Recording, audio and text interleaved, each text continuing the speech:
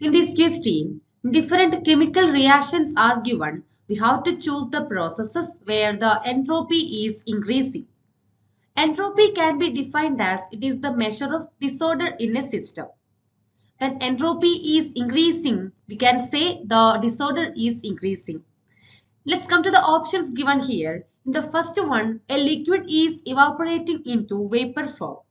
We know that in a liquid, the force of attraction between the individual molecules are comparatively higher than that of the vapor phase. So when the liquid is converting into vapor, the force of attraction is decreasing, so the disorder will increases. Now the entropy will be increasing and delta S is positive.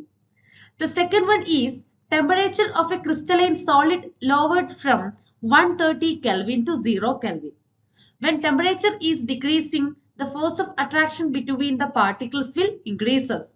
So the entropy is decreasing means the disorder is decreasing. So entropy change delta S is negative in the second one.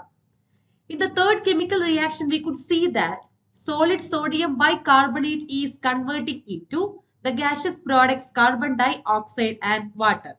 If in a reaction, a solid is converting into liquid or gaseous products, the disorder will increases, so the entropy will increases.